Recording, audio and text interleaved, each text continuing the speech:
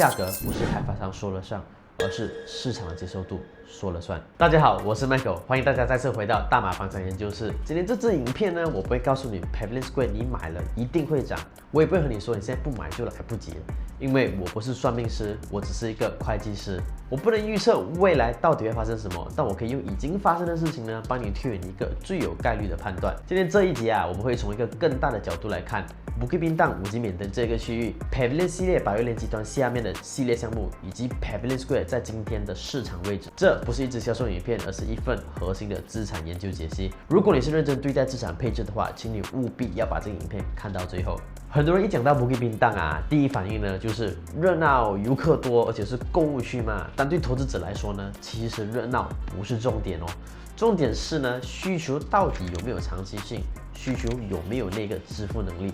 我们来看啊 ，Bukit Bintang 拥有什么？这里呢有我们马来西亚最成熟的高端市场 Pavilion Mall。Grade AA 甲级办公楼 ，MRT 站5星级酒店群，而且步行就可以到我们的新的金融区。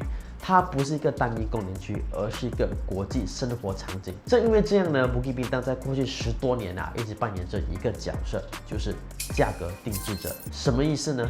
每次马来西亚的公寓价格来到天花板，几乎都是从这里开始被刷新的。我们现在直接用数据来说话。那我们来看一下 Pavilion 旗下的项目的价格进化史。首先呢，在2009年呢 ，Pavilion Residence 正式开卖，当时的售价呢是大概每平方尺900块的一个价格。你知道当年啊 KLCC 区域的平均价格大概是多少吗？每平方尺650块而已哦。也就是说呢 ，Pavilion Residence 一开盘就已经比市场高了接近38%。很多人当时说啊，太贵了，谁会买？结果呢，卖完，而且还卖得非常的快。今天啊，Pavilion Residence 的平均价格成交价呢，已经来到了每平方尺1600块的价格，涨幅呢是多少？已经来到了78%，而且它是个leasehold有限平期的一个房产哦。那第二呢，就来到了 Banyan Tree Residence， 也就是我们的悦榕阁啦。接下来呢，在2011年呢 ，Banyan Tree Residence 其实是我们吉隆坡的第一批 Branded Residence 品牌公寓。当时啊 ，KL 双峰塔的区域平均价呢，大概是每平方尺1100块。Banyan Tree 的开价呢，是来到了1500块每平方尺的价格，再次的破了我们这边的记录。现在的成交价大约在于每平方尺2200块的一个价格，涨幅呢来到了47%。2018年 ，Pavilion Group 再一次刷新市场 ，Pavilion Suites。当时 KL 高端公寓的价格大概在每平方尺2300块左右，在当时开卖的价格直接去到2800块每平方尺。现在最高的成交价来到了每平方尺3800块的一个平均售价，涨幅呢来到了35.78%，而且它就因为这个成为了全马来西亚平方尺最贵的一个公寓啦。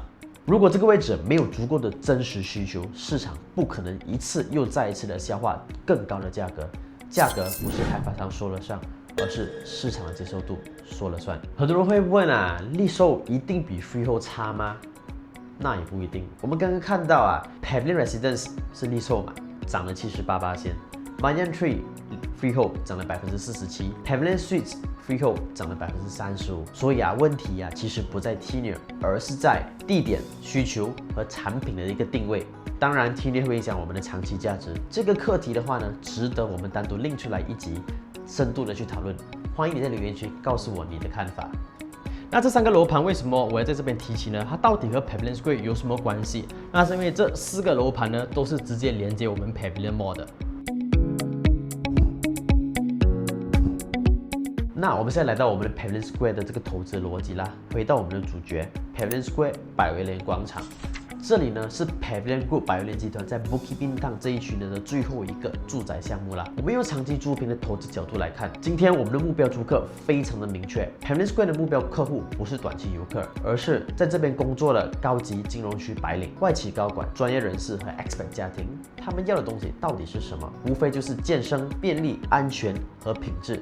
这是为什么我们 Pavilion Square 啊有这一类型的公共设施：118米的无边际泳池，15000 square feet 的 Sky Gym。Sky Garden 24小时的 concierge 礼宾服务，这些恰恰的就满足了这一户类型的人的需求。第二点呢，就来到了我们的这个连通桥。马来西亚的天气啊很现实，雨说下就下，太阳说晒就晒。Pavilion Square 的连桥呢是全覆盖的，而且直通我们的 Pavilion Mall 商场。你走进去的第一家店呢就是 Hermes 爱马仕了。这不是巧合，这是定位。为什么 Banyan Tree 一直以来的租赁表现都很好？就是因为 convenience 便利性是可以变成租金的。然后第三点呢，其实我们的户型是非常稀缺的。现在市中心的很多新项目啊，上方最多是800到900平方尺，而 Pavilion Square 呢，还有1272平方尺的3房户型，这是非常稀缺的。Expat 啦，带家人来到马来西亚，3房是最基本的需求，户型方正，好放家具，才能让他们住得久。那最后一点呢，就来到我们 Pavilion Square 的经验整合啦。Pavilion Square 并不是一个全新的尝试，它整合了 Pavilion Residence 的实用性、Banyan Tree 悦榕阁的连桥概念和 Pavilion Suites 的高端精装，这叫开发商的学习曲线，经验是买不到的。很多人会说啊，现成项目比较安全，对，那没错，你可以现在立刻享用嘛。